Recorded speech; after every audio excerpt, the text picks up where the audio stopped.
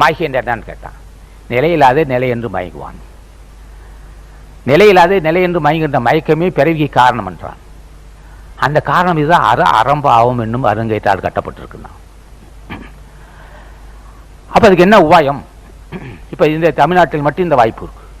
இந்த 4 மாநிலம் தன்னாடு உடைய சிவனை போட்டினா 4 மாநிலம் மட்டும் ஞான பூமி.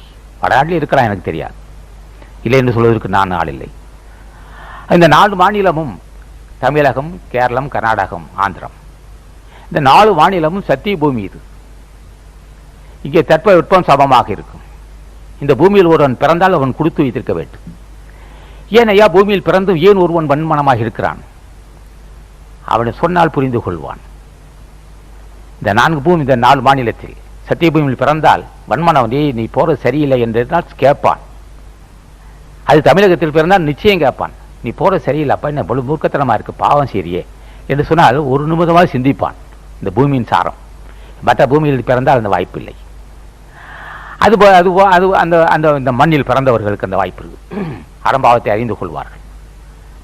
அறம்பாவத்தை அறிந்து பாவத்தை நீக்கிக் கொள்வார்.